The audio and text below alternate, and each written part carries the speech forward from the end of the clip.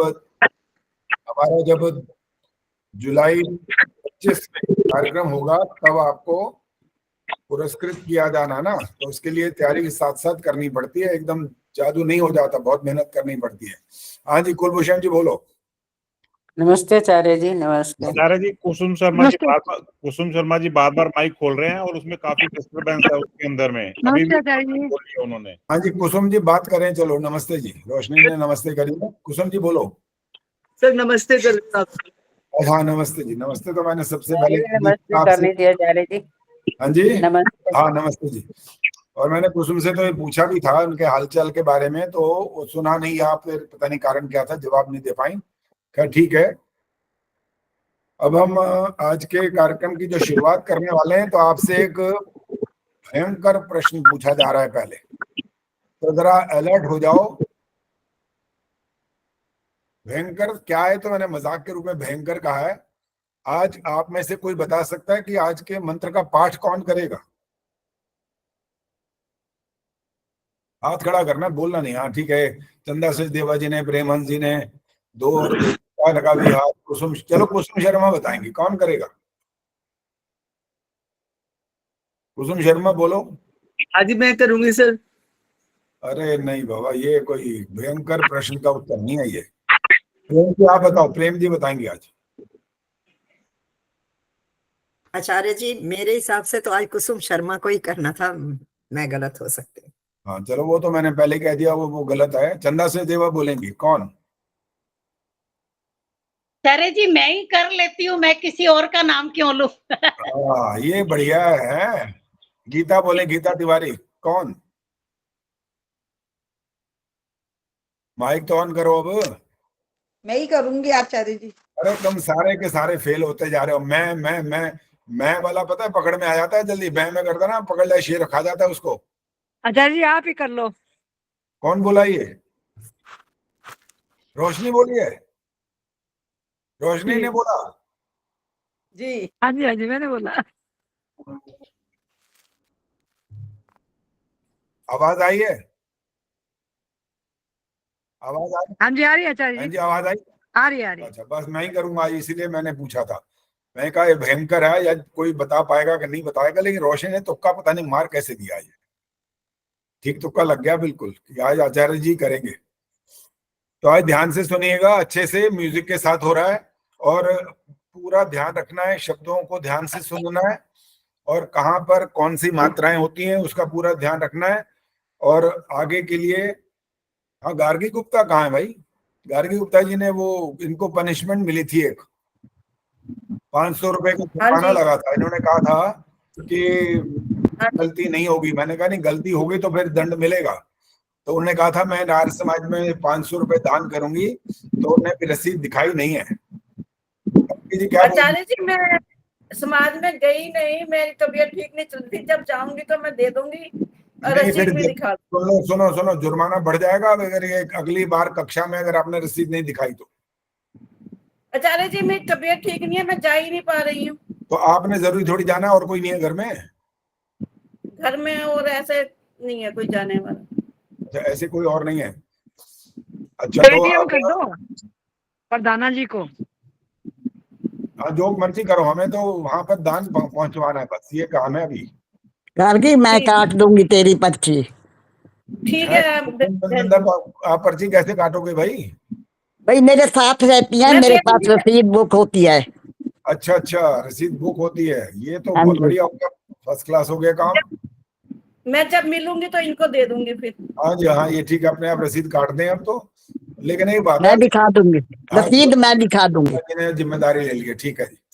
चलो जी अब शांत हो जाइए, अब हम मंत्र पाठ कर रहे हैं, और ध्यान से सुनना है। और उसमें जो आपको गलतियां अभी तक पता लग नहीं पाई हैं, तो ध्यान से सुनिएगा, ताकि वो गलतियां दूर हो जाएं, उसको पता कर सकें।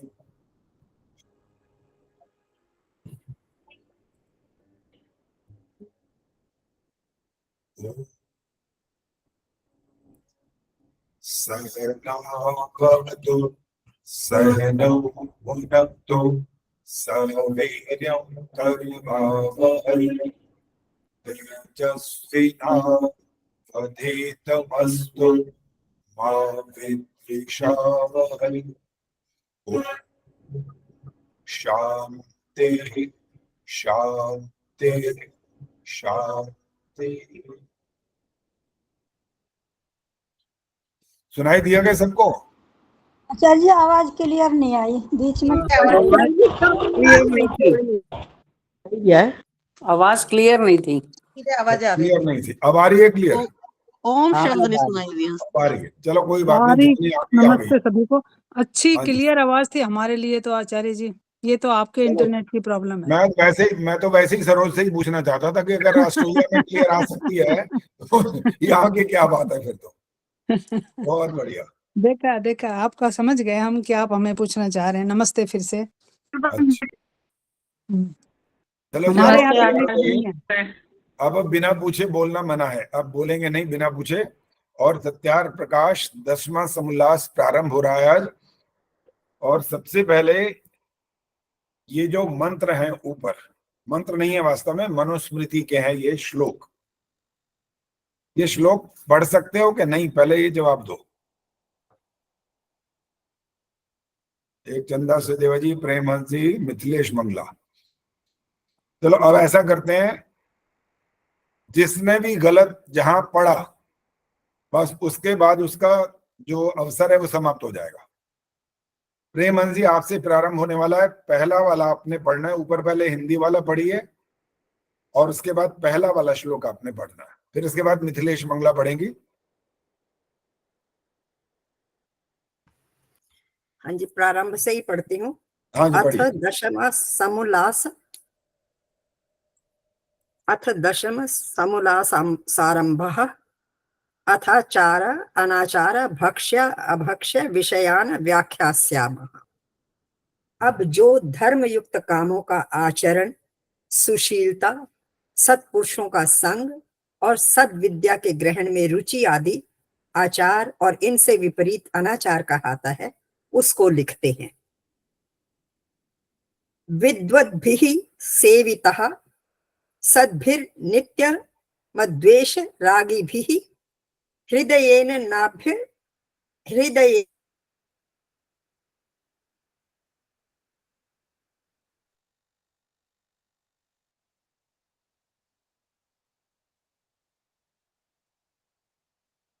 क्या हुआ, नेट चला गया क्या? हमारे यहाँ पे भी ये स्थिति कैसे हो गई भी? सॉरी आचार्य जी, बीच में बोल रही हूँ, लेकिन मुझे आश्चर्य है कि यहाँ नहीं होता ये सब।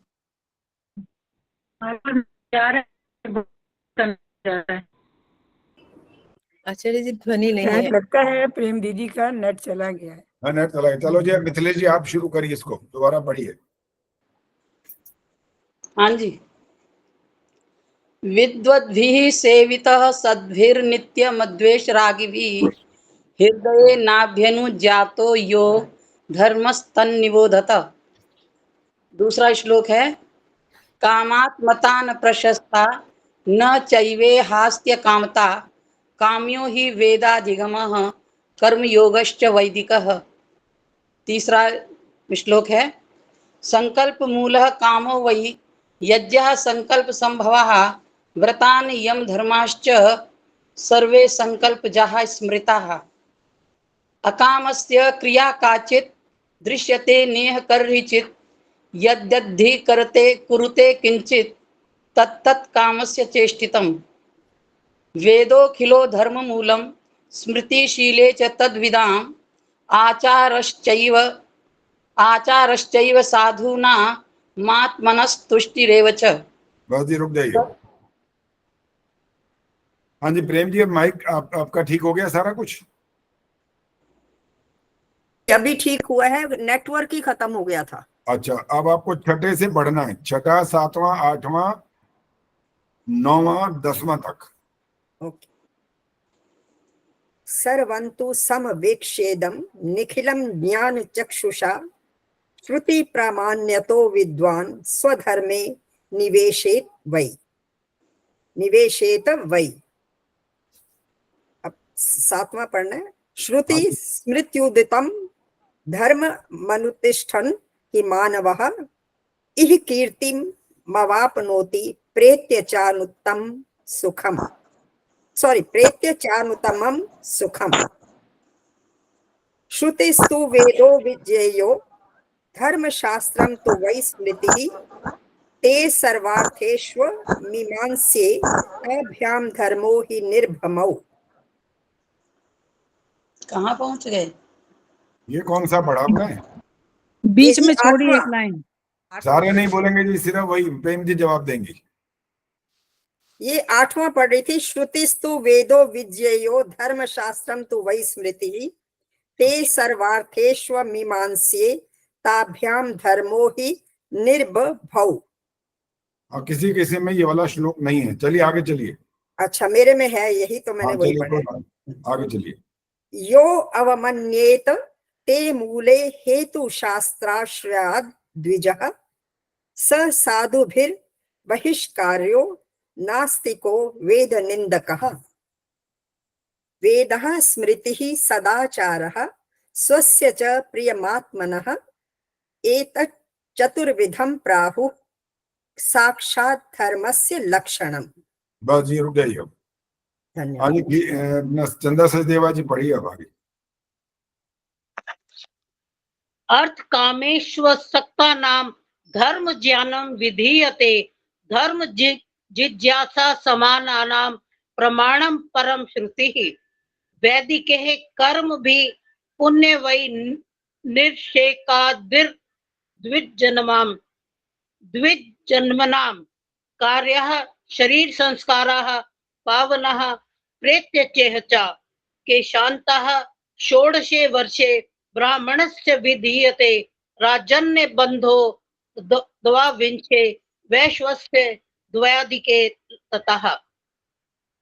अच्छा, ये तो अपने श्लोक पढ़ लिए और थोड़ी थोड़ी अशुद्धियां हो गई हैं बीच में। अब ये मैंने पूछना है कि जब 2-4 दिन पहले ये बोला गया था कि इसका अभ्यास कर लेना है, पढ़ना है, किस किस ने पढ़ा है? 10वां समोल्लास प्रारंभ से किस किस ने पढ़ा है?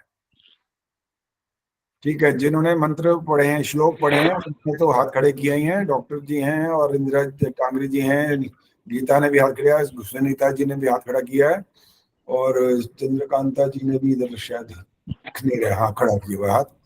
ठीक है, देखो जो आपको जो एक प्रकार से जो होमवर्क में जब ये होता है ना, आपकी परीक्षा होती है, तब तो आप तैयारी करते ही हो, करना ही पड़ता है क्योंकि वहां पर परिणाम सामने आता है। तो इसमें अभी परिणाम तो कोई सामने नहीं आया, लेकिन एक जिम्मेदारी दी गई थी कि आपको ये पढ़ना है, तो उसके लिए समय निकालना अनिवार्य होता है, निकालना ही होता है, चाहे जैसे भी करें।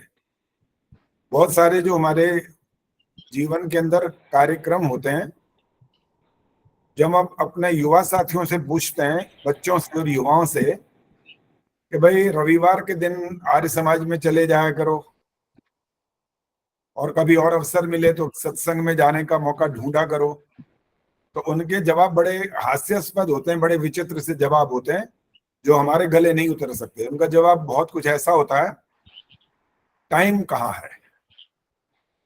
अब हम पूछें तो उस दिन कर क्या रहे हो? अब उस दिन क्या कर रहे हैं जी? सो रहे हैं, 11 बजे तक सो रहे हैं, ये टाइम है इनके पास। अच्छा, उठ गए अगर तो क्या कर रहे हैं?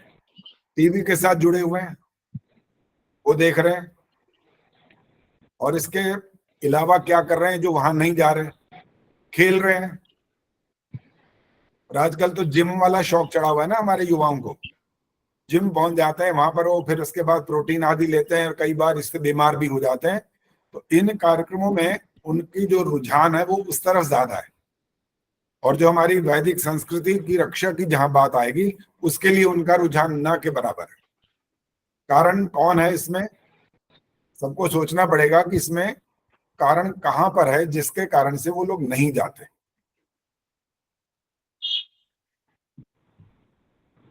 कभी कभी तो ये भी अर्थ निकलता है इस बात का कि माता पिता ही कारण होते हैं, वो बच्चों को संतुष्ट कर ही नहीं पाते। और जब हमारे इस, जिसको आज हिंदू हिंदू शब्द से बहुत बार बार बोला जा रहा है,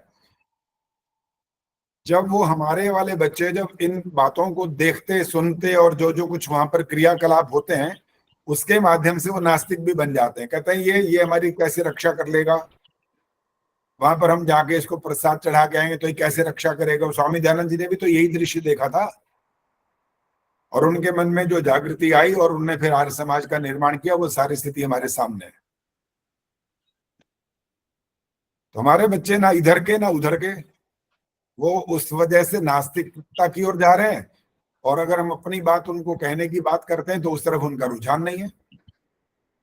कारण है इसके अंदर भी कई सारे कारण है। एक तो हमारी जो, चाहे वो हम हवन की बात करें चाहे संध्या की बात करें, उसमें क्या होता है, उसमें हमारी सब चीज संस्कृत में है। अब वो संस्कृत बच्चों को स्कूल में पढ़ने की, एक बार जब तक मैं पढ़ता था तब तक तो 8वीं तक संस्कृत अनिवार्य थी, इसके बाद वो भी खत्म हो गई, अनिवार्य कुछ नहीं रहा। मर्जी है पढ़ो, मर्जी आपको फ्रेंच लेना है, जर्मन लेना है, आपको लैटिन पता नहीं क्या क्या पढ़ना है वो पढ़ लो। तो ये जो बीच में ऐसे भी कारण उपस्थित हो गए हैं, तो हमारे बच्चों को संस्कृत ना आने की वजह से कोई उधर रुझान नहीं है।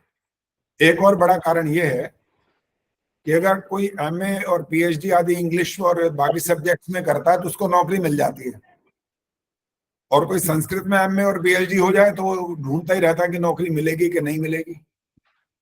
चाहे वो ऐसे स्कूल हों जो आर्य समाज से संबंधित हैं या आर्य समाज की विचारधाराओं वाले हैं, वहां भी उनको इतना महत्व नहीं दिया जाता। ये हमारी बहुत बड़ी एक दोष की बात है।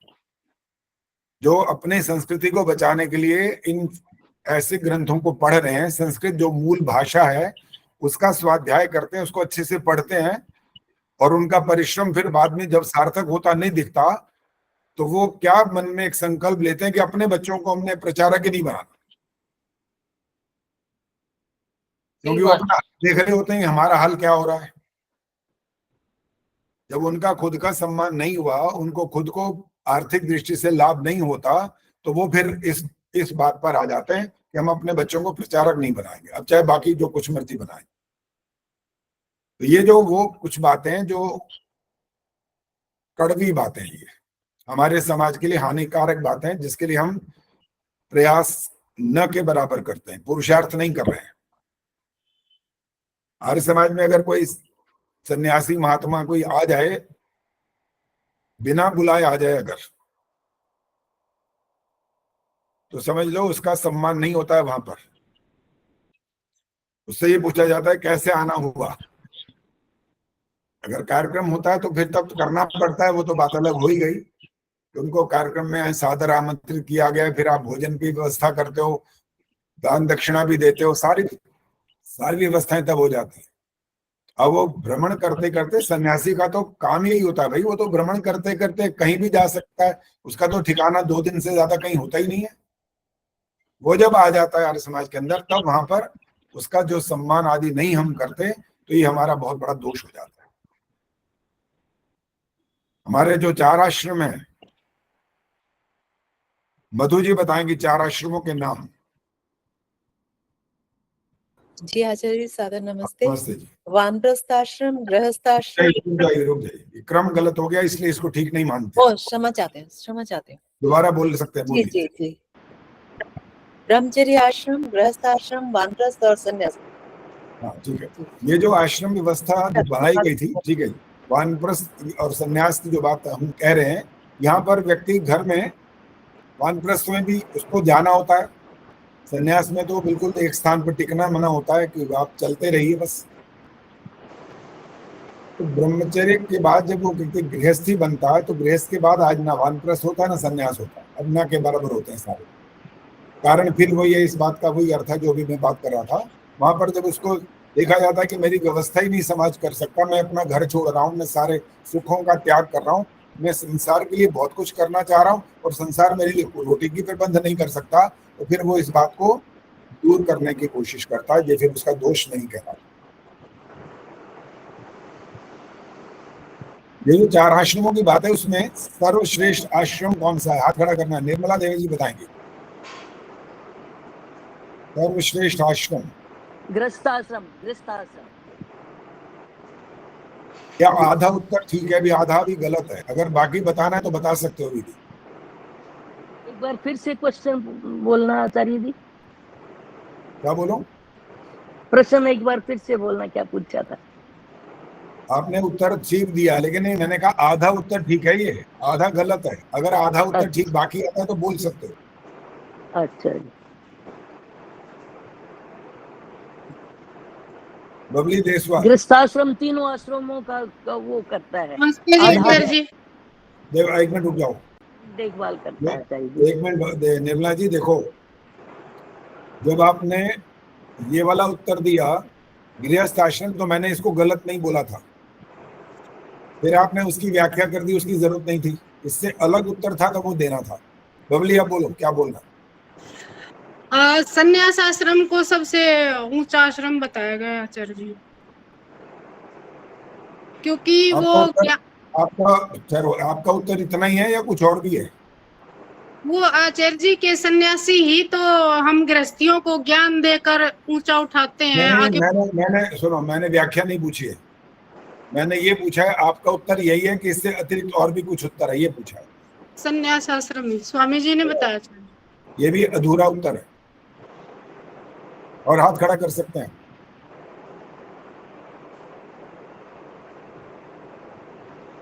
चंद्रकांता जी। जी आचार्य जी नमस्ते। गृहस्थ आश्रम है क्योंकि ये तीनों आश्रमों का एक तरह से पालन करता है, उनका सहयोग करता है।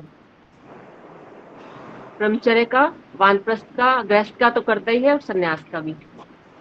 मेरा भी जैसा उत्तर निर्मला जी ने दिया था, आपने भी वही दिया, थोड़े 2-4 शब्द वाक्य और जोड़ दिए बस। रही बालाजी बोलो। आचार्य जी मेरा भी यही गृहस्थ आश्रम सर्वश्रेष्ठ आश्रम। सुनो, मेरे को ये वाला ऐसा उत्तर नहीं चाहिए, जो उनका यही का यही उत्तर है, तो फिर उत्तर देने की जरूरत क्या है? क्या मैं उनको गलत थोड़ी बोल रहा हूँ? नहीं, क्योंकि वो बाकी उसके अतिरिक्त कुछ और उत्तर है तो वो बोलो बस, नहीं तो हाथ मत खड़ा करो। चंदा से देवा जी बोलना है आपने, हाथ खड़ा क्या है? आचार्य जी गृहस्थ आश्रम को सभी आश्रमों का राणा जी माइक बंद रखो। हाँ जी चंदा जी बोलो, दोबारा बोलो। गृहस्थ आश्रम को सभी आश्रमों का आधार बताया है, इसीलिए गृहस्थ आश्रम को सबसे अच्छा आश्रम माना गया है। देखो चंदा जी, आपने भी वही बड़ी गलती करी है। मैं कह रहा हूं कि इसके अतिरिक्त उत्तर है तो बोलो ना, आप तो वही का वही फिर दोहरा रहे हो, फिर लाभ क्या हो रहा है इसका? इसके अतिरिक्त और कुछ इसमें जोड़ने वाली कोई बात है तो बोलो, नहीं तो वही का वही उत्तर क्यों? शब्द इधर से उधर हो रहे हैं बस, उसकी आवश्यकता नहीं है। सुनीता रड़ो जी, यही उत्तर है कि कुछ और भी है इसके साथ? नहीं आचार्य जी यही उत्तर है बस। चलो आप सुन लो, अब आपने से किसी ने उत्तर नहीं दिया, अब सुन लीजिए। गृहस्थ आश्रम को ज्येष्ठ और श्रेष्ठ आश्रम इसलिए बोलते हैं क्योंकि वो तीनों बाकी जो आश्रम है उनकी पालना करता है, लेकिन योग्यता की दृष्टि से सबसे अच्छा आश्रम संन्यास आश्रम होता है। ये अंतर है दोनों के अंदर, वहां पर फर्क हो गया इन दोनों बातों के अंदर। ये पालना करने के कारण ज्येष्ठ और श्रेष्ठ, लेकिन योग्यता की बात अलग हो जाती है। वहां पर योग्यता में गृहस्थ आश्रम सबसे बड़ा आश्रम नहीं है, वहां पर सबसे बड़ा आश्रम वहां कौन सा है? वहां पर संन्यास आश्रम है। भाई इतना ही अंतर होता है, इसलिए मैंने बार बार पूछा कोई और है कोई उत्तर, तो आपने गृहस्थ के पूरे गुणगान गाए हैं बस। और उसमें भी हम यही कहने वाले थे। हाँ तो कहने वाले थे, कुछ नहीं होता, बताना नहीं, होता। हाथ खड़ा किया था आपने, पूछा ही नहीं। अच्छा चलो, फिर हाथ ऐसे दिखाया करो कि आपका पीछे से इधर उधर से पता ना लग पा रहा हो ना, तो हाथ दिखना चाहिए पूरा कि हाथ कैसे दिखाई दे। और गृहस्थ आश्रम को बहुत बढ़िया आपने आश्रम बताने के बाद जो बात इसकी योग्यता की है, वो योग्यता आजकल के गृहस्थियों में नहीं है। तीनों आश्रमों की वो पालना कर नहीं रहा है। वो कहाँ जाता है? वो ब्रह्मचर्य आश्रम, किसी आश्रम में जाकर के ब्रह्मचारियों को कहाँ देता है जाकर के? वो उनकी सुविधा का ध्यान कहाँ रखता है वो? और कोई वानप्रस्थी घर में आ जाए अगर, उसके लिए तो आपका परिचय नहीं होगा, तो आप तो कहेंगे आप हो कौन? परिचय नहीं होने से आपने, और वे एक समस्या इसमें आप वाला जो कारण है वो भी ठीक लगता है, लेकिन एक और मुसीबत ऐसी है कि आजकल तो कपड़े रंग करके ही चल देते हैं लोग। ऐसे कपड़े रंग करके जो अनाप शनाप, ना उनको कुछ आता ना जाता, ना योग्यता ना विद्वत्ता, कुछ नहीं होता, लेकिन वो मांगने के लिए, रोटी खाने के लिए चल पड़ते हैं। या फिर जो घर से लड़ाई भिड़ाई हो जाए तब छोड़ दिए, कपड़ा पहन लेते हैं, चलो भाई घर से तो बात नहीं बन रही, अब समाज में वहां चलते हैं, वहां देखें वहां कुछ ना कुछ तो हो ही जाएगा। तो दो तरफ दोष चल रहा है, एक तरफ नहीं है। ये आपका दोष भी है, उनका भी दोष है। ये तो दोष तो सबको दूर करना पड़ेगा, केवल एक के दोष दूर होने से सारी बात व्यवस्था नहीं हो पाएगी। तो आप अपने के जिम्मेदार हैं, दूसरे के जिम्मेदार नहीं, ये ध्यान रखना है। आप अपनी गलती का सुधार कर सकते हैं। और जो इस प्रकार के लोग हैं जो समाज के हित का चाहने वाले लोग हैं और अपना घर त्याग करके ऐसा कार्य कर रहे हैं, वो अपना दोष उनके अंदर यदि है तो उसका सुधार वो करें। तब जाकर के जब दोनों पक्ष ठीक हो जाएंगे तो समझ लीजिए कि उनका कार्य करना सार्थक हो जाएगा और समाज का कुछ सुधार होगा। चलिए, अब ये वाली बात तो हो गई यहाँ पर। अब हम अर्थ पर आ रहे हैं, अब अर्थ पढ़ना शुरू करेंगे। प्रश्न है मेरा इसमें, एक प्रश्न है इसमें छोटा हाँ, सा। बोलो। ये पूछ रही थी आचार्य जी, इस प्रकार के सन्यासियों की पहचान हम किस प्रकार से कर सकते हैं कि ये सच्चा सन्यासी है, सन्यास आश्रम ग्रहण करा हुआ है, या वैसे ही? देखो, अधिकांश तो आपके घर में वो सन्यासी आते हैं जिनका परिचय होता है। आप सीधा आपके घर में नहीं आते, वो आर्य समाज में जाते हैं, उनका प्रवचन आदि होता है, उनके उपदेश होते हैं। फिर लोग उनके पास जब आर्य समाज में जाकर के मिलते हैं तो वो उनको आमंत्रित करते हैं कि आज का भोजन हमारे घर पर।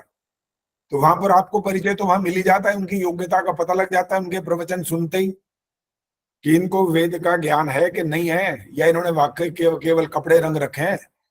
सीधे आपके घर में कौन आएगा? कोई नहीं आएगा। हाँ, वो जो आजकल के तो बहुरूपी है ना, वो तो आ जाते हैं, मुस्लिम भी है, तो लगा करके चलता करना चाहिए उनको। तो उन पर उनकी विश्वास नहीं समस्या, करना। हाँ, वो तो आपके घर में जो ऐसे आ जाएंगे तो उनको तो परीक्षा आप करो, तो आप अपने वैदिक ज्ञान की बात उनसे पूछो, आपको बहुत उनसे ज्यादा ज्ञान होगा और उनका उत्तर सुनते ही आपको पता लग जाएगा। जी। और विद्वानों के लिए तो कहा गया है, यावत किंचित न भाषते, बस जरा सा बोला नहीं और आपको पता लगी नहीं इसकी योग्यता है कितनी, बोलते ही पता लग जाता है। मूर्खोपि शोभते यावत सभायाम वस्त्र वेष्टिता। इसका मतलब होता है कि जो वस्त्रों को, सुंदर वस्त्रों को पहन करके अगर सभा में जाकर के बैठ जाए तो लोग उसको भी समझ लगते हैं कि भाई ये तो अप टू डेट लग रहा है, कोई पढ़ा लिखा लग रहा है, समझदार लग रहा है। आगे वाला वही वाक्य था जो मैंने बोला, जब तक वो बोलता नहीं है ना कुछ, बस तब तक नहीं पता लगता कि ये कैसा है। बोलते ही पता लग जाता है इसके अंदर कैसी योग्यता है। इसीलिए कहा गया था, विद्वान सर्वत्र पूज्यते, चाहे वो देश में चला जाए विदेश में चला जाए, क्योंकि उसके पास एक ऐसी, उसके पास क्या कहें, उसके पास ऐसी चीज है, उसके पास ऐसी बुद्धि है, ऐसा विशेष ज्ञान है जिसके आधार पर वो सारे संसार में अपनी विद्वत्ता के बल पर सम्मान को प्राप्त होता है। और धनी मानी व्यक्ति जो होते हैं वो अपने ही देश में ही सम्मान पाते हैं, वो हर जगह सम्मान नहीं पाते हैं। चलो जी, अब पद्मा चावला जी पढ़ेंगी। आचार्य जी, हिंदी रूप ना इसका? हाँ जी, हिंदी पढ़ना जी। मनुष्यों को सदा इस बात पर ध्यान रखना चाहिए कि जिसका सेवन राग द्वेष रहित विद्वान लोग नित्य करें, जिसको हृदय अर्थात आत्मा से सत्य कर्तव्य जाने, वही धर्म माननीय और करणीय है। क्योंकि आगे पढ़ूं आचार्य जी? हाँ बिल्कुल, पढ़ते जाइए, जब तक रुकने के लिए ना कहें पढ़ते जाइए। ठीक है। क्योंकि इस संसार में अत्यंत कामात्मता और निष्कामता श्रेष्ठ नहीं है। वेदार्थ ज्ञान और वेदोक्त कर्म ये सब कामना ही से सिद्ध होते हैं। जो कोई कहे कि मैं निरिच्छ और निष्काम हूँ वह हो जाऊं, तो वो कभी नहीं हो सकता, क्योंकि सब काम अर्थात यज्ञ, सत्य भाषण आदि व्रत, यम नियम रूपी धर्म आदि संकल्प ही से बनते हैं। हाँ, रुक जाइए। सुषमा बजाज जी, माइक ऑन करिए। जो दूसरे श्लोक का अर्थ पढ़ा है वहां पर क्योंकि इस संसार में अत्यंत कामात्मता, इसका क्या मतलब होता है? कामनाओं की अधिकता या निष्कामता, बिल्कुल काम ना हो, ये दोनों ही श्रेष्ठ नहीं है। ठीक है, आचार्य जी, निरिच क्या होता है? ये असल में जो लिखा गया है ना, ये हाँ जी, उसका अर्थ वही है, इच्छा रहित। इच्छा रहे। कोई कहे मैं निरिच्छ और निष्काम हूं या हो जाऊं, तो यह कभी नहीं हो सकता। ये चौथा पढ़ूं मैं? हाँ जी, पढ़िए अब आगे। जी, क्योंकि जो हस्त, पाद, नेत्र, मन आदि चलाए जाते हैं, वे सब कामना ही से चलते हैं। जो इच्छा ना हो तो आंख का खोलना और मीचना भी नहीं हो सकता। रुक जाइए अभी। सरोज आ गया बंदा। हाँ जी, बोलिए आचार्य, आ गया, पूछिए। नंबर आ गया आपका। ये यहाँ पूछिए। लिखा है जो इच्छा ना हो तो आंख का खोलना भी नहीं हो सकता, ऐसा ही होता है क्या? ये तो फैक्ट है कि हम जब फीड करेंगे अपनी ब्रेन को, वही तो करेगी। यदि हम सोना चाहेंगे तो पहले ब्रेन को हमें कहना पड़ता आंखें बंद करो, इंद्रियों को बताना पड़ता है ना कि आंखें बंद करनी है, तभी तो सोएंगे। अपने आप तो खुलती नहीं है ये, और अपने आप बंद नहीं होती। लेकिन व्यवहारिकता से जो हम चल रहे हैं, फिर रहे हैं, आंख खुल गई, हम वॉक कर रहे हैं तो वो चलेगी। लेकिन यदि हम कोई विशेष कार्य करेंगे तो ब्रेन को हमें फीड करना पड़ेगा। पता नहीं कहाँ से कौन सी व्याख्या शुरू कर देती है ये। थोड़ा थोड़ा तो बताना पड़ता है ना, थोड़ा ज्ञान है, इतना नहीं है, पता है। तो ये कह ही रहा है, साफ ही कह रहा है कि जो इच्छा ना हो तो आंख को खोलना और भींचना। आपकी आंख में दर्द है तो आपको क्या कहेगा, आंख खोलो? बताओ, हमें कहना पड़ता नहीं बंद रखो, सो जाओ। किसको कहना पड़ता है? अपनी ब्रेन को, अपने ज्ञानेंद्रियों को। ज्ञानेंद्रियां सुन लेती हैं? ऑफ कोर्स, क्योंकि जो हम ब्रेन को कहेंगे, नहीं सुनेंगे ये लो भैया कुछ तो हाथ हिला रहे तो इसलिए चुप ही हो जाओ, मैं इसी में भलाई है। रोज सोचती बेचारी, मैं तो फंस गई भी, ये तो कोई छोड़ते नहीं है, एक के बाद एक नया नया प्रश्न खड़ा कर नहीं, देते हैं। अच्छी बात है, अच्छी बात है, हम ज्ञान लेने के लिए तो जुड़े हुए हैं, अच्छी बात है ये तो। अच्छा ये बताओ, अच्छा चलो सरोज तुम्हें माफ कर दिया, बस माइक बंद करो। धन्य धन्य धन्य धन्य। लगाते हैं। चंदा से देवाजी माइक ऑन करो। जी आचार्य जी। ये जो हमारी ज्ञानेंद्रियां हैं और कर्मेंद्रियां हैं, ये सुनती है कि नहीं सुनती है? सुनती तो नहीं है, लेकिन जो हम उनको क्या समझाऊं, मेरे को खुद समझाना नहीं आ रहा, वैसे मुझे समझ में आ गया है। समझाना सरोज नहीं बहुत आ खुश है, सरोज अब बहुत खुश है। सरोज ने सोचा ले भाई, मैं तो चलो कोई बात नहीं, मैं तो जो बोल रही थी सो बोल रही थी, अब चंदा जी भी चुप हो गई, कहती मैं भी नहीं समझा सकती, लेकिन समझ आ गया है। चलो अभी देखते हैं, कोई बात नहीं, अभी और औरों का नंबर आएगा, अभी देखते हैं कौन समझा पाएगा। अपने आप को समझ लेना अलग बात होती है, दूसरों को समझाना ये बहुत इंपॉर्टेंट है। अपने आप को समझ में आ गया तो आंख बंद करके पड़ जाते हैं बिस्तर में, वो तो समझा लिया।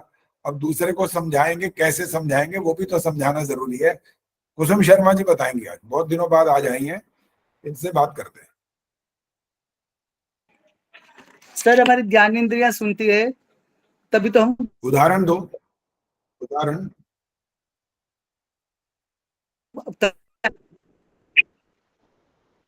नहीं, आपका भी जैसे कि हम सोचते हैं कि हमें ये काम करना है या हमें कहीं जाना है या हमें, सर जो भी हम बोलते तो हमारी ज्ञानेंद्रियां सुनती हैं। हाँ, उदाहरण दो ना, कौन सी ज्ञानेंद्रिय क्या सुनती है, यही तो पूछ रहा हूँ। सर जैसे हम सोचते हैं कि हमें आज हवन करने जाना है, अच्छा। तो हम हमारे कर्मेंद्रियां हैं वो हवन करने जाएंगे, हम जाएंगे अपने पैरों से चल के। और अगर हम सोचते हैं कि आज हमें क्लास अटेंड करनी है, मेरी ज्ञानेंद्रियों ने सुना तो आज मैंने अपनी क्लास अटेंड करी, तो ये मेरी कर्मेंद्रियों का काम था।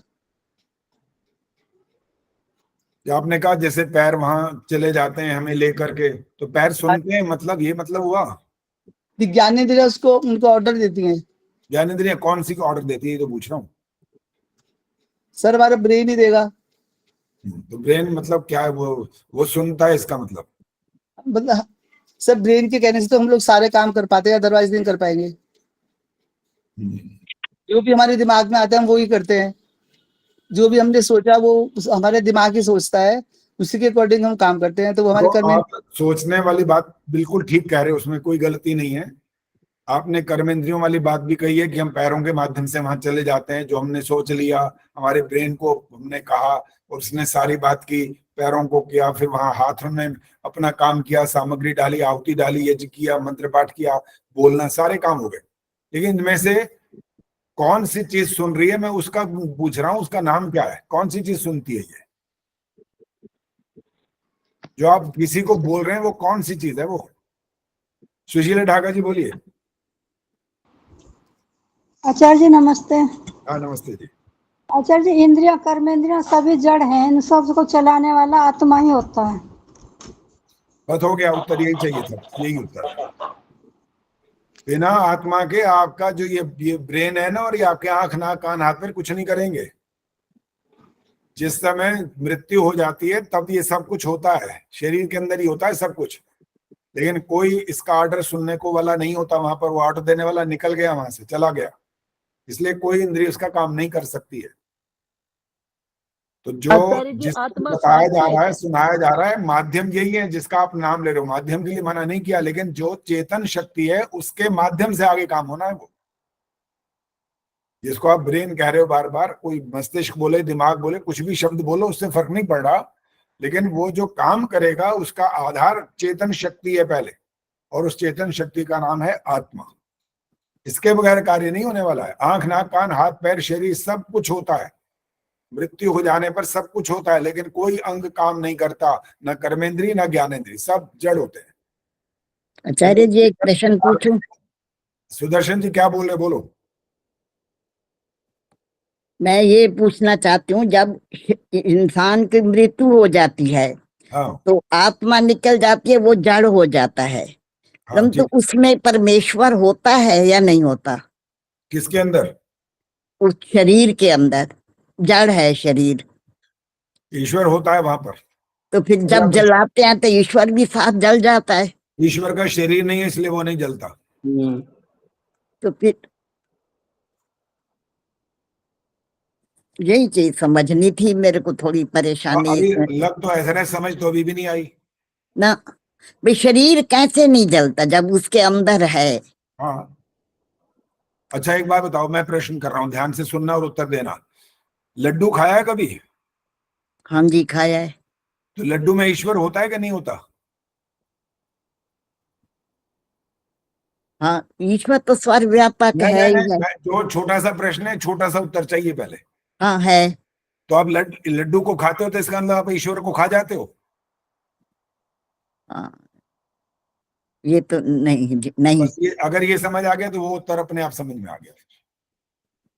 जब शरीर नहीं है ना, उसका ईश्वर का शरीर नहीं है, न तस्य प्रतिमा अस्ति ईशावास्यम इदम सर्वम आदि जो मंत्र हैं वो यही बताते हैं कि वो कैसा है, निराकार, की शक्ल सूरत आदि नहीं होती है, और जिसका आकार प्रकार होता है वो नष्ट होता है। इसलिए आत्मा का भी आकार नहीं है, आत्मा इसलिए तो नष्ट नहीं होती।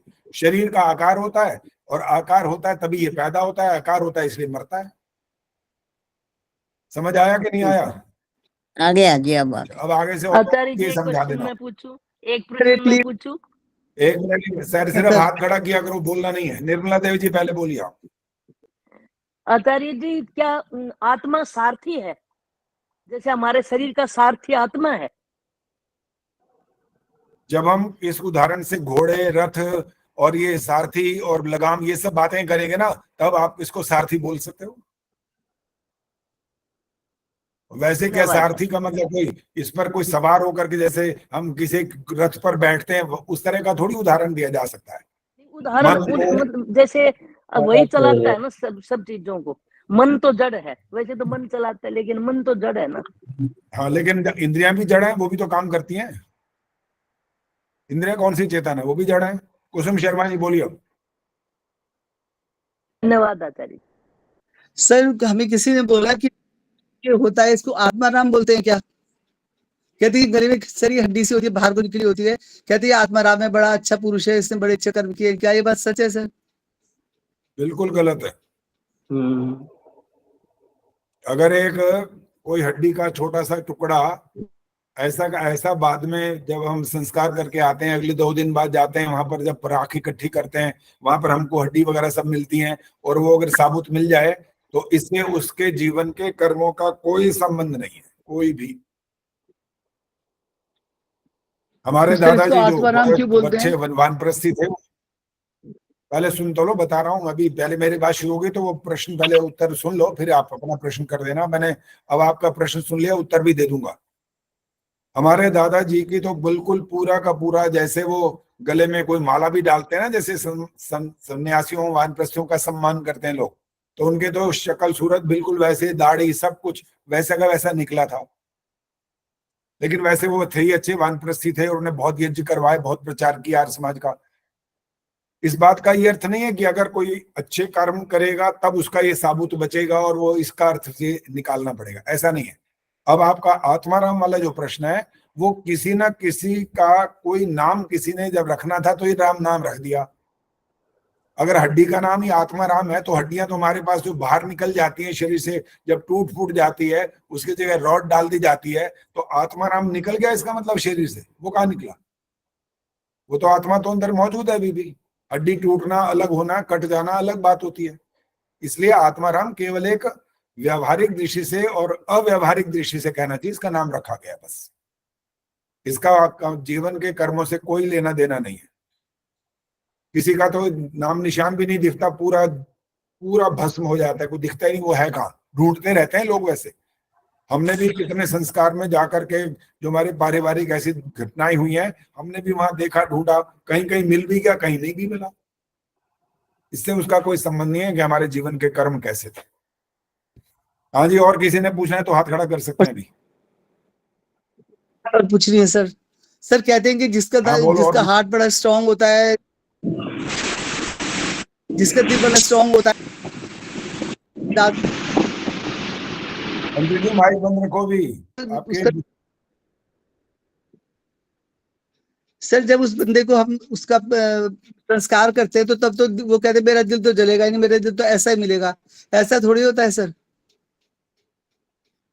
समझ ही नहीं आ रही आवाज, बार बार कट रही आवाज, तो समझ नहीं आ रही पूरी।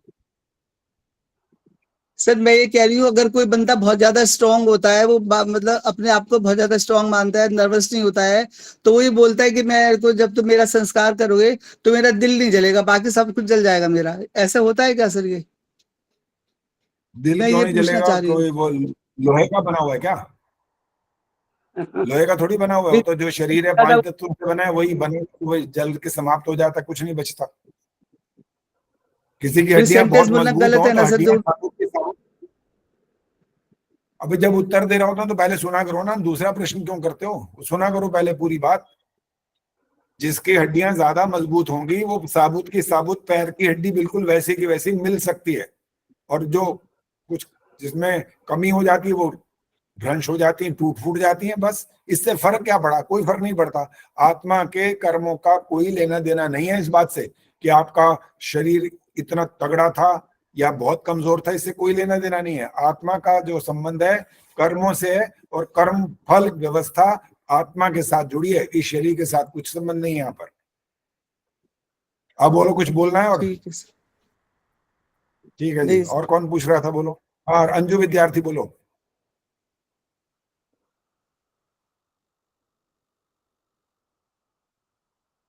अंजू जी माइक तो ऑन करो अब।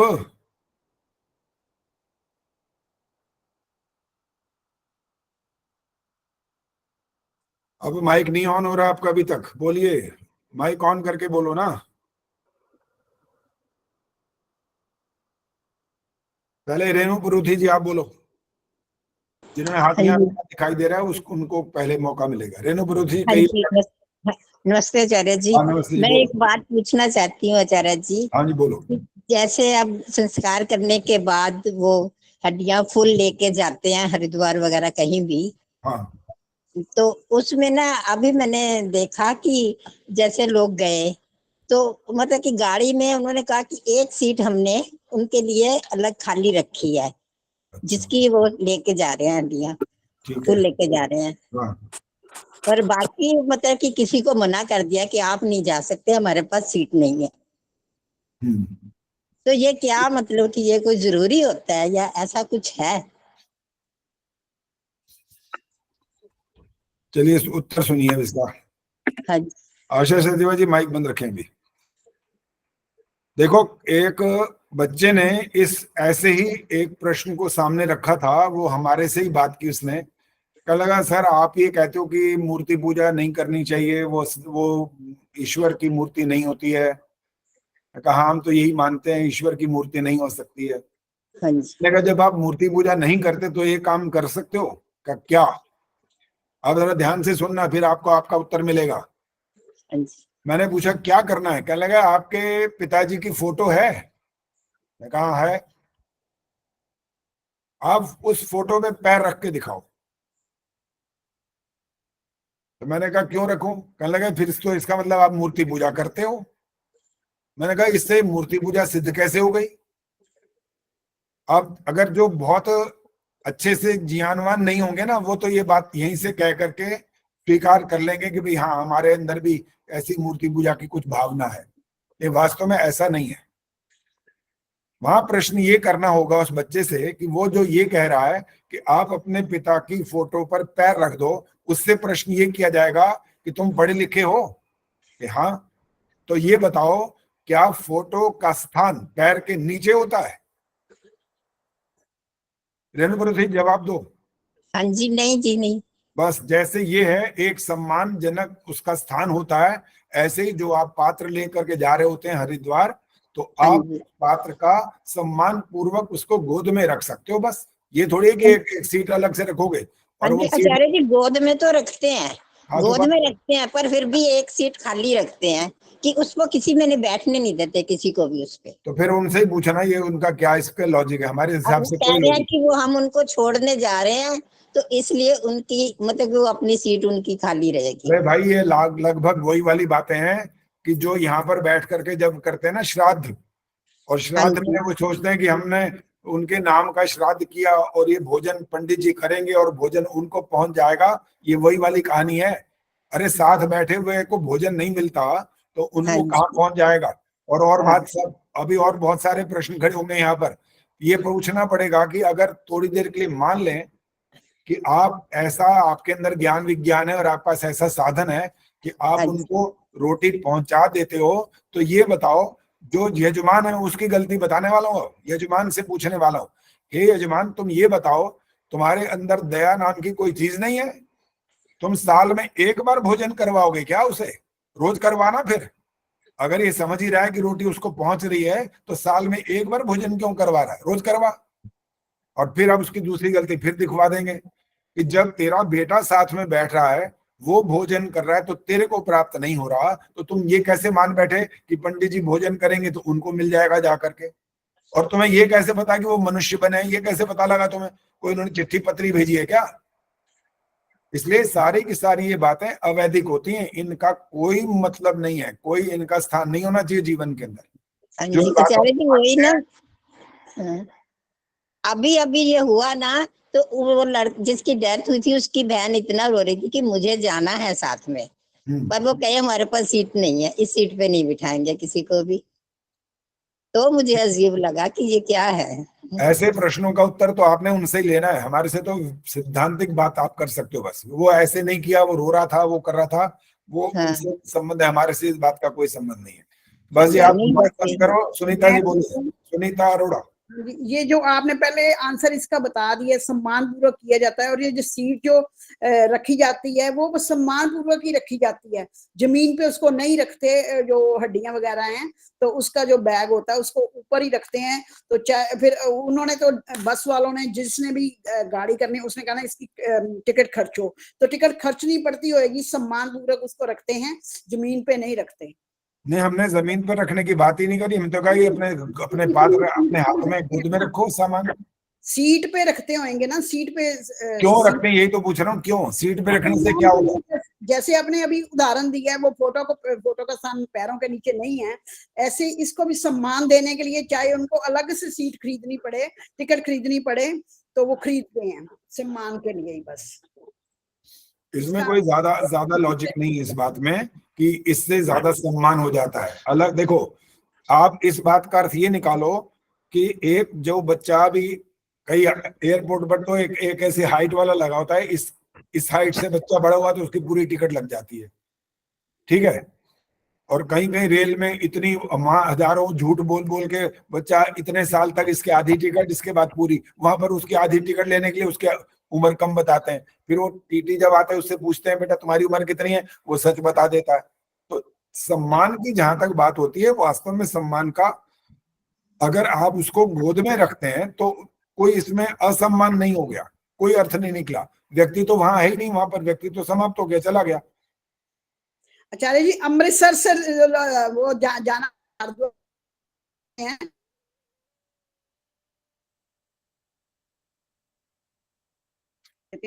हमने कोई अपना पर्स भी पकड़े तो खाली पड़ी है सीट तो उस पर रख देते हैं, तो वो तो हैवी सामान होता है, तो फिर उसको सम्मान पूर्वक दूसरी सीट पे रखते होंगे और उनको टिकट भी खरीदनी पड़ती होगी इसकी। और एक बात और भी है, कहीं हमारे स्वामी दयानंद जी ने जो अपने इतने सैद्धांतिक ज्ञान हमको दिया, उन्होंने कहीं लिखा कि जाकर के गंगा में ही डालना ये।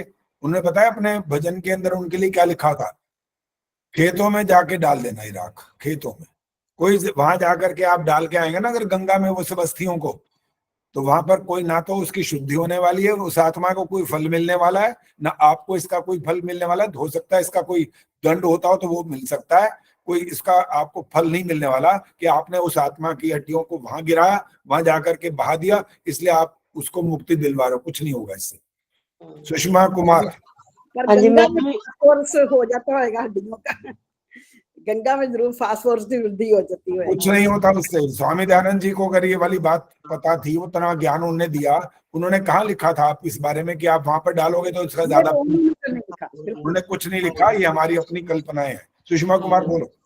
हाँ जी, मैं यही पूछना चाह रही थी आचार्य जी कि बड़े कंफ्यूजन होती है हमारे परिवारों में भी जब बात होती है। जैसे मेरे मामा जी कहते थे मेरी हरिद्वार में मत लेकर जाना, फिर आगे बच्चे होते हैं तो वो इमोशनली कहते हैं नहीं हमें हरिद्वार जाना है, तो क्या ये जरूरी जाना होता है? मैं ये क्लियर करना चाह रही थी आपसे। बता तो दिया, कोई जरूरी नहीं होता। हाँ, लेकिन यहाँ पे होता क्या असल में, ये जो एक चीज ऐसी है ना, जहाँ मृत्यु शब्द आ जाता है ना और जहाँ जीवन समाप्त होता है, वहां पर आकर के ना अगर एक व्यक्ति कहता ना नहीं नहीं ऐसे कुछ नहीं करना होता, इससे कुछ नहीं होता, तो सारे वो इकट्ठे होते हैं, आप अकेले रह जाते हो। हाँ जी, हाँ जी। फिर आपको उनके सामने ऐसे करना पड़ता है, भैया करो जो करना, मैं क्या करूँगा। बस यही बात हो जाती है परिवार। उसका कोई इलाज नहीं है। ये तो इसका नाम ही तो अंधविश्वास होता है। और क्या होता है अंधविश्वास का मतलब? क्या होता है? केवल जो दूसरे लोग अंधविश्वास करते हैं वो अंधविश्वास, और हम जो करें वो अंधविश्वास नहीं होता। हमारे लोगों में भी अंधविश्वास चलता है। आप यहाँ तक मानते थे कभी वो मुंडेर पर कौवा बोला ना, कोई आ रहा है, कोई आने, पता नहीं तुम्हारे को कैसे किसी ने कह दिया कौवे, उस कौवे को इतनी तुम्हारे से ज्यादा अकल है, इसका मतलब? अरे कोई आने वाला तो कभी भी आ सकता है, दिन में, रात में, शाम को, कोई रात को 2 बजे भी आ सकता है। ये सब अज्ञानता की बातें होती हैं, अंधविश्वास। स्वराज गुप्ता जी बोलिए। सुधीर आपके इसके बाद स्वराज गुप्ता जी बोलो।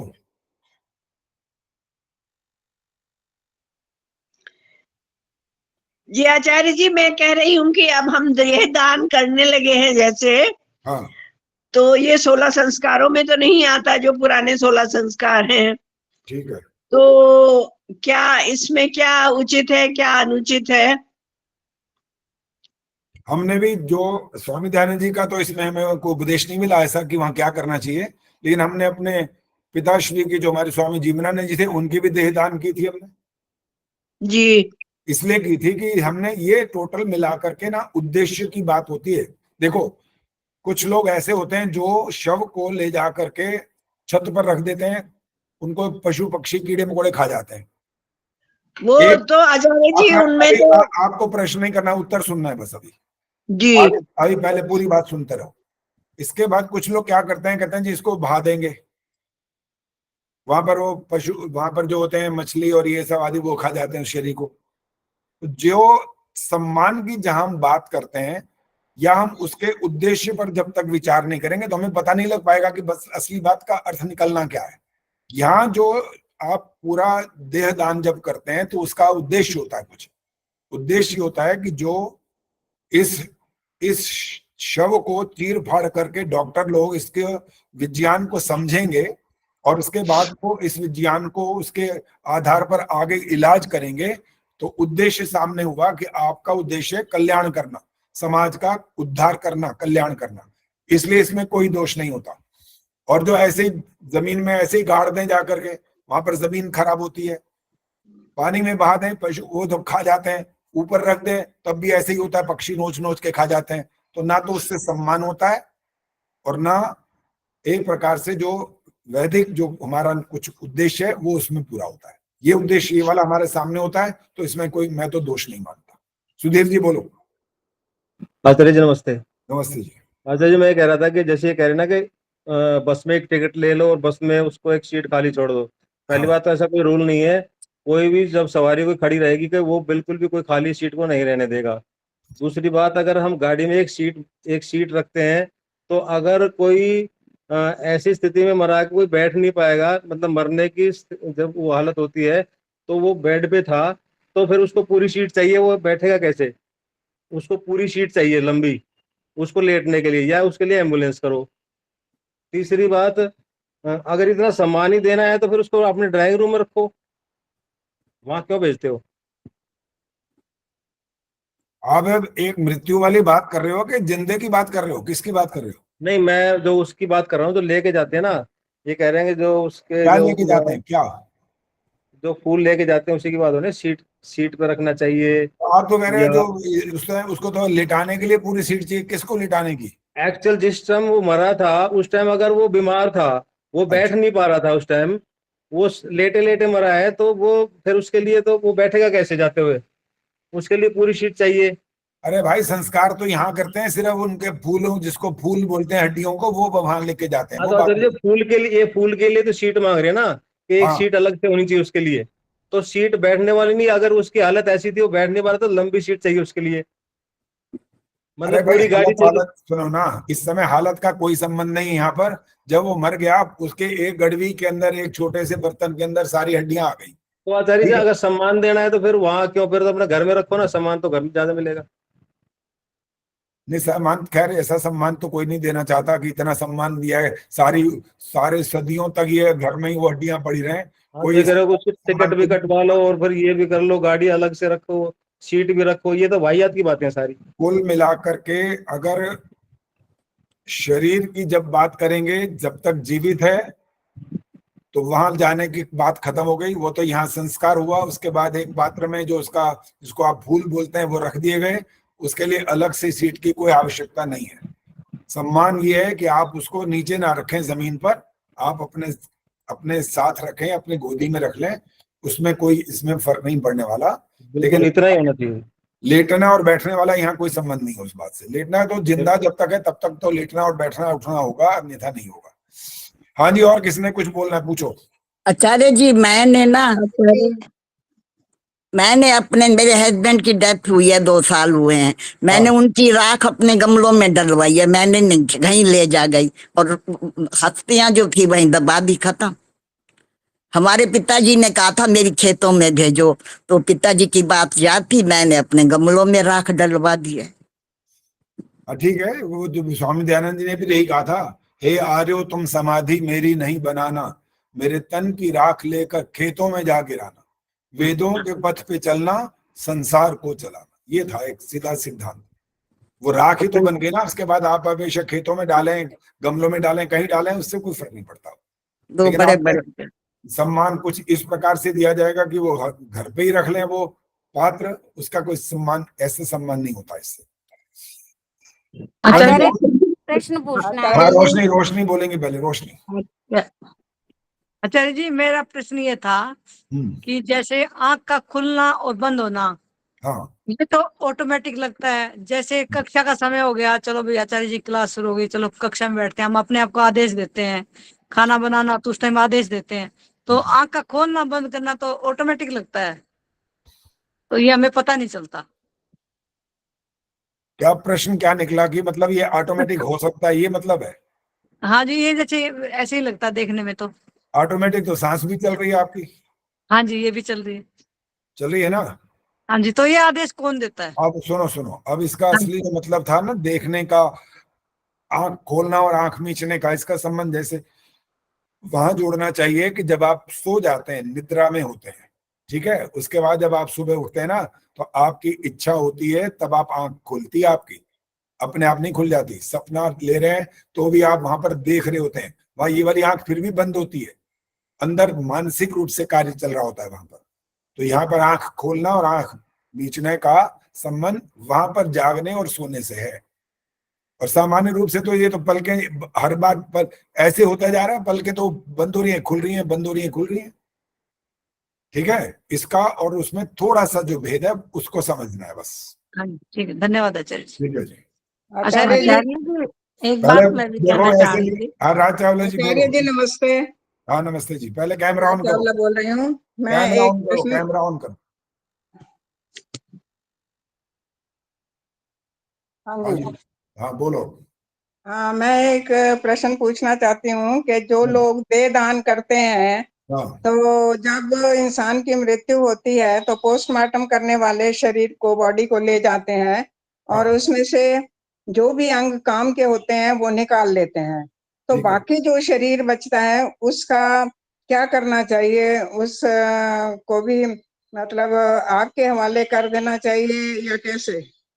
आपके हाथ में थोड़ी होता है वो, जब वो शरीर में अंगों को निकाल रहे होते हैं, आपके पास तो होता ही नहीं है, वो तो हॉस्पिटल में होता है। नहीं, वो फिर वापस देते हैं ना बाकी शरीर को? नहीं देते। किसने कहा आपको? नहीं देते ना। असल में मैंने देह दान कर रखा है तो इसीलिए सुनो बस हो गया। अगर वापस दे देंगे ना आप, देख करके आप तो पता नहीं मैं क्या बोलूँ आगे, देख के ऐसे डरोगे कि कभी दोबारा देखोगे नहीं ऐसी शक्ल फिर वहां पर, जिस शरीर को अगर आपने उन्होंने वापस कर दिया तो। अच्छा। पूरे शरीर के सारे अंग प्रत्यंग अलग अलग हो जाते हैं वहां पर, तभी तो पढ़ाते हैं, इसके माध्यम से पढ़ाते हैं वो। ठीक है। हाँ जी, शरीर वापस नहीं करते। यही शंका मैंने समाधान चाहिए थे। ठीक है जी। तो बबली आपने देसवाल बस का समाधान कर दिया, धन्यवाद आपका। बबली जी बोलो। मुझे भी एक प्रश्न पूछना है। हाँ जी पूछ, पहले बबली देसवाल। आचार्य जी मैं कह रही थी अपने आर्य समाज में तो बिल्कुल मना ही कर रखा, फूल वूल कुछ उठाते ही नहीं, हरिद्वार तो जाना दूर की बात रही। देखो वहां पर जो आप शमशान में जब जाते हैं तो वहां से आपकी जिम्मेदारी होती है उस स्थान को साफ करके खाली करके आना। वो उनका काम नहीं रहता ये कि वो अपने आप से हड्डियां वहां से उठाते रहेंगे और अपने आप वो करेंगे। परिवार के लोग वहां जा करके ये सफाई करवा के आते हैं, वहां से वो ले आते हैं, पात्र में रख देते हैं। अगर आपको हरिद्वार नहीं जाना, कुछ नहीं करना, तो बेशक वहां छोड़ दो, वो अलग बात है, लेकिन वो वहां की सफाई आपको करनी पड़ती है, आपकी जिम्मेदारी होती है। और आचार्य जी एक और पूछना था, जैसे हमारे घर का कोई सदस्य जाता है तो उसका बोलते हैं हमारा आत्मीय संबंध है, तो आत्मा चला जाता है छोड़ के, शरीर छोड़ के, तो उसका कोई संबंध बचता है कि नहीं? आत्मा जाता है, पहले हमारे घर में था वो ये आत्मा, हाँ ठीक है, वो चला जाता है तो कोई थोड़ा बहुत याद या कुछ वो जाने वाले आत्मा को रहती है या नहीं? ये देख रहे हो, ये दिख रहा है कुछ, ये क्या है?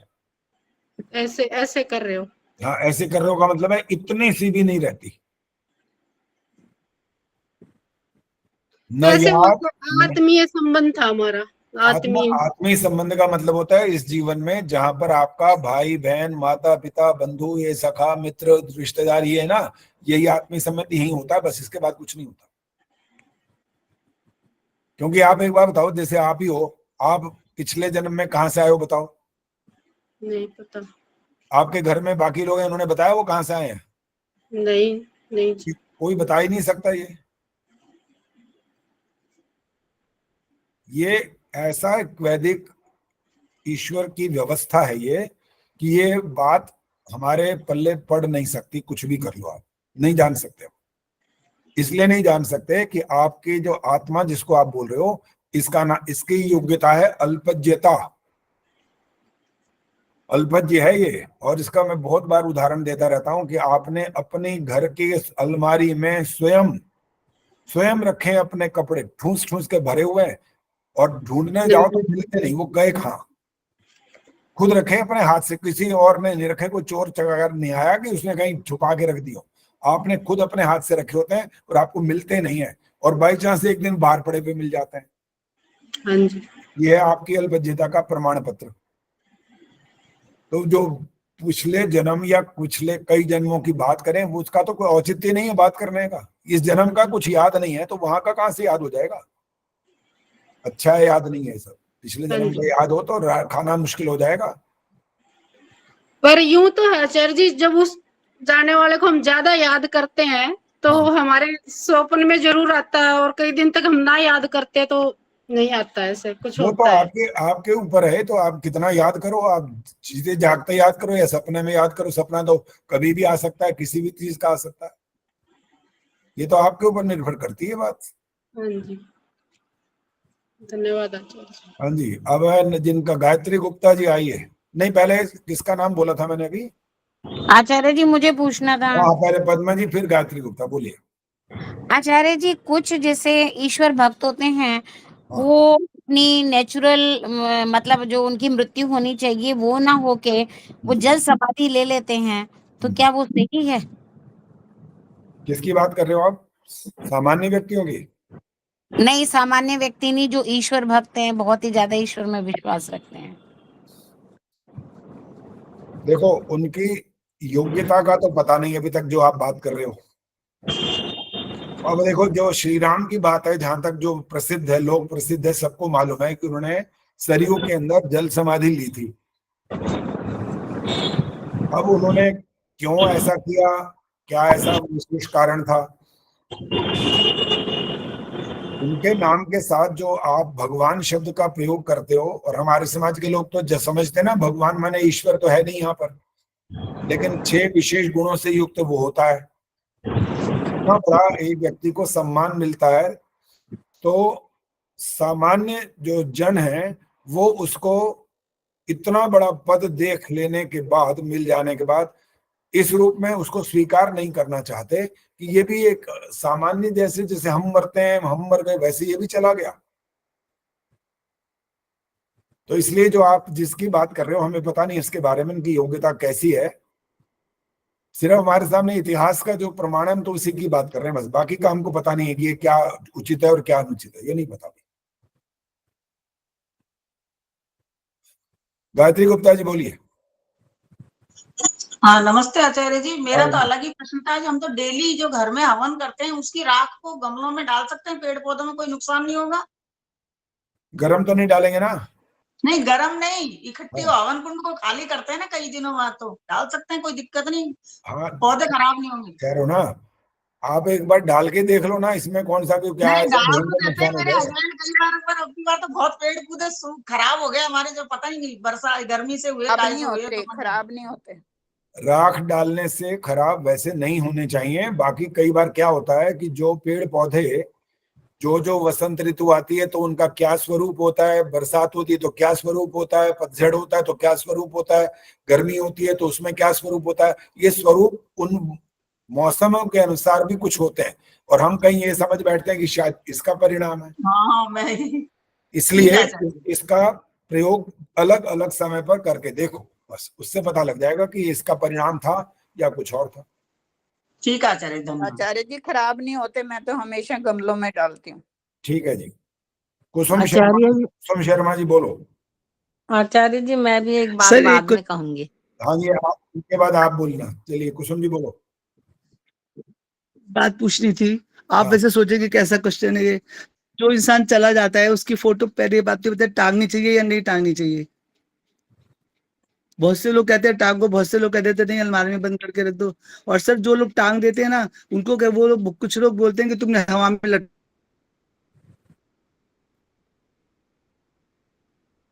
दिया, इनकी तो हवा में झूल रहे हैं। फिर कहते हैं इसके नीचे एक सपोर्ट, एक बेटी लगा दो।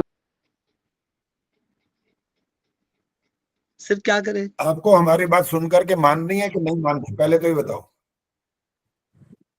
सर 100% माननी है। अच्छा, माननी है तो फिर उनकी सबकी बातें भूल जाना। फिर अभी एक छोटा सा उदाहरण दिया गया था, जो मेरे को ही कहा गया था कि आप अपने पिता की फोटो पर पैर रखो, तो मैंने कहा क्या फोटो का स्थान पैर के नीचे होता है?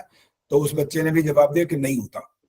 अब ये जो आप कह रहे हो कि नीचे सपोर्ट लगाओ तो उनका सम्मान हो जाएगा, अगर ऐसे को तो हवा में लटका दिया, अरे हवा में कोई इंसान को थोड़ी लटका दिया, चित्र है, चित्र का स्थान तो दीवार पर ही होता है। कोई इतनी बड़ी आपने कोई आदम का मूर्ति थोड़ी बना रखी कि उसको जमीन में स्थापित करोगे, वो तो नहीं बनाई है। अगर फोटो है तो फोटो लगाओ, कोई इसमें आपत्ति नहीं है।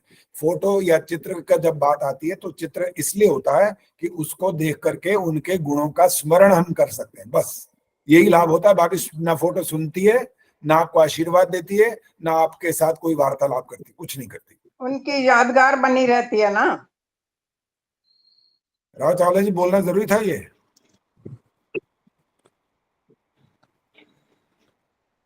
हाँ जी, किसका नंबर था अब? हाँ जी मेरा हाँ था जी जी। नीलिमा जी बोलो। मैं ये कह रही थी आचार्य जी अभी रुक जाओ, नीलिमा जी को बोलने दो। स्वामी दयानंद ने हमें आर्य समाजी बना के धन्य कर दिया। इसका एक छोटा सा प्रसंग मैं दे रही हूँ, इसी विषय में जो बात चल रही है। या आप प्रश्न कर रहे हो या कुछ अपने कोई व्याख्यान दे रहे हो? नहीं, अपना वो बता रही हूँ। नहीं अभी कि नहीं क्या बताना, अभी नहीं बताना। नहीं क्या किया हमने, नहीं अभी ये नहीं बता रही बताना। हूँ। कुसुम जी बोलो क्या पूछना था? अभी प्रश्न उत्तर चल रहे हैं तो अभी अपना वो, ऐसे तो बहुत लोग बैठे हैं, सारे सब लोग सुना देंगे कुछ ना कुछ। फिर कुसुम जी बोलो। सर एक क्वेश्चन ये था, हमारे घर के पास जैन मंदिर है, तो यहाँ पर एक मुनि थे, तो बहुत ज्यादा बीमार हुए मंदिर में ही, तो सब लोग बहुत भीड़ इकट्ठी हो गई सर। उन्होंने बोला आज जो है ना मुनि जी समाधि ले लेंगे, तो चल सर फिर वो सुबह को मतलब उनकी डेथ हो गई, उनको ले गए। सर ये क्या मतलब हुआ कि आज समाधि ले लेंगे? मुझे समझ नहीं आया। किसी किसी बात का कुछ कुछ अनुमान लगा सकते हैं लोग, जो ज्योतिषी भी होते हैं ना, वो भी आपको कुछ कुछ अनुमान के आधार पर बता देते हैं। और कई बातों में तो हम भी ज्योतिषी हैं।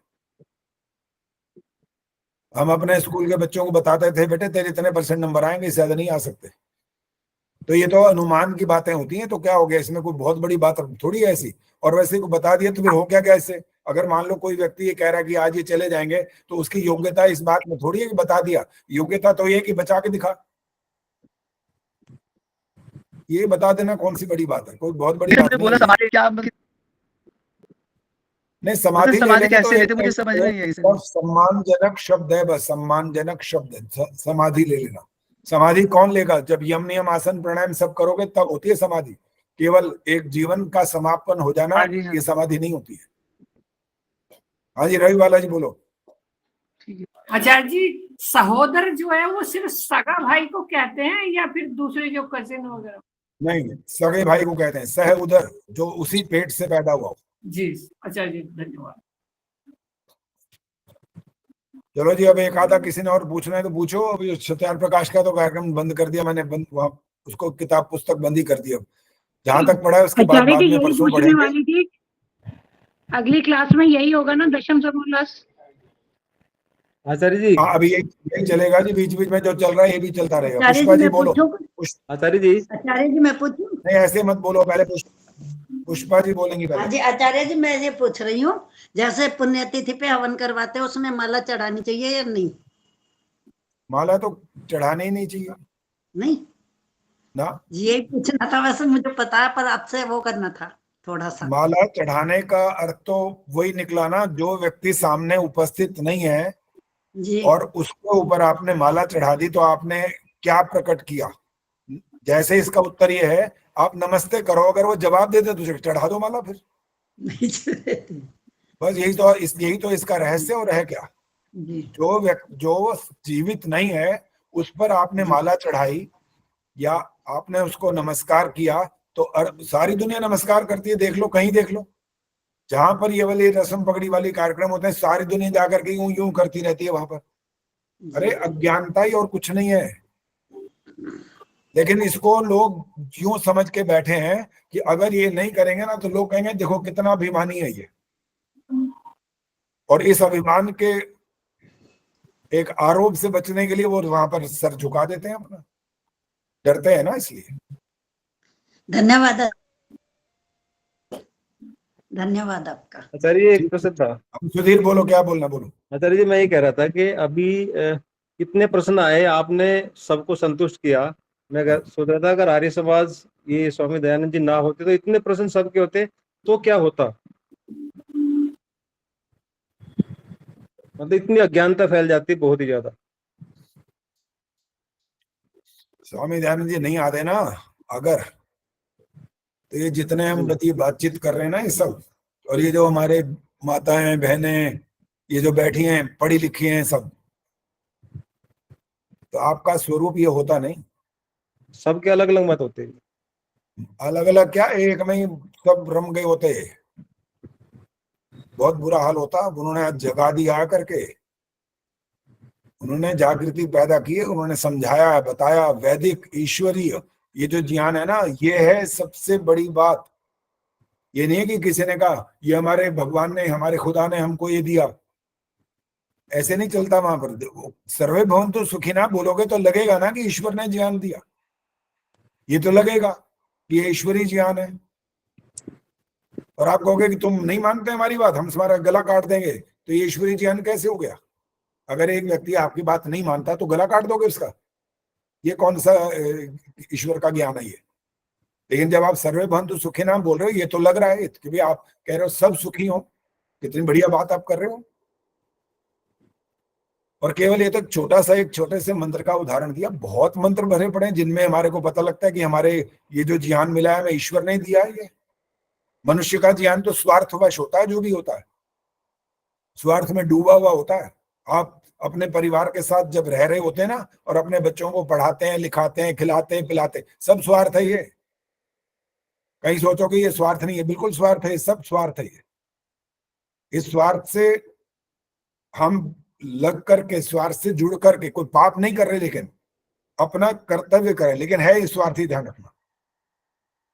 परार्थ कब होता है? जब आप अपने से छोड़कर दूसरे के लिए काम करते, तब वो परार्थ होता है, तब उपकार होता है। वो बच्चों पर आप जो कुछ करते हो वो उपकार नहीं होता, वो तो आपका कर्तव्य होता है। चलो जी, बस और बात नहीं कर सकते, अब समय समाप्त हो गया। और मेरा एक कार्यक्रम और भी है, आपको सूचना मिली हुई होगी। आचार्य जी 1 सेकंड, मैं तो पूछती नहीं कभी आपसे प्रश्न, लोगों के प्रश्नों से ही संतुष्ट हो जाती हूँ आंसर। लेकिन 1 सेकंड का प्रश्न है कि ये जो आपने बताया, हम जैसे किसी की डेथ होती है, फोटो रखी होती है, तो जो फूल वगैरह रख देते हैं, चलो हाथ जोड़ना तो पता नहीं, वो फूल उठा के थाली से वहां डालना, ये करना चाहिए क्या? ठीक है या इसमें भी कुछ गलती है? कोई अर्थ नहीं है इसका भी। श्रद्धा सुमन जिसको बोलते हैं ना, श्रद्धा सुमन समर्पित करने के लिए उन्होंने ये ऐसा कार्यक्रम बना रखा है। लोगों ने अपनी व्यक्तिगत सबकी सोच है, उसके आधार पर वो ऐसा करते हैं। और फिर वहां पर पैसे चढ़ाते हैं, तो पैसे भी चढ़ाते हैं। और पैसे आप किसको दे रहे हो, ये प्रश्न खड़ा होगा ना, किसको दिए पैसे भाई? फोटो के आगे तुमने पैसे दिए, वो जो फोटो में वो पैसे ले जाएगा क्या? किसको दे रहे हो? वही बात है कि आप मूर्ति पूजा जब करते हो, मंदिर में जाते हो, वहां पर भी पैसे फेंक देते हो, भगवान को पैसे दे रहे हो क्या? इसलिए भाई अंधविश्वास और पाखंड की अभी पैसे तो आचार्य जी उस बहाने से चले जाते हैं, चलो वो सेवा किया होता है या जो भी होता है वो ले लेता है। बहाना कुछ नहीं, बहाना नहीं, जिसको देने उसको दो, उसको दो। आप कहो जी मेरा बेटा साथ बैठा है, इसके बहाने में उसको खिला रही हूँ, उसको क्या खिला रही हूँ? अगर आप बच्चे को खिला रहे हो तो बच्चे को खिलाओ, बहाने की क्या जरूरत है? एक भिखारी को देना है तो उसको खिलाओ, बहाने की क्या जरूरत है इसमें? बहाने का मतलब झूठ होता है बस। अब और बात नहीं करेंगे, बस समाप्त। धन्यवाद। शांतिरंतरिक्षम शांति, पृथिवी शांतिरापः शांतिरोषधयः शांति, वनस्पतयः शांतिर, विश्वे देवाः शांतिर्ब्रह्म शांति, सर्वं शांति शांतिरेव शांति, सा मा शांतिरेधि। ओम शांति शांति शांति। जो बोले सो अभय। जगत गुरु महर्षि दयानंद की, भारत माता की जय। हमारे समाज अमर रहेगा, देश की ज्योति, ओम का झंडा, वैदिक ध्वनि,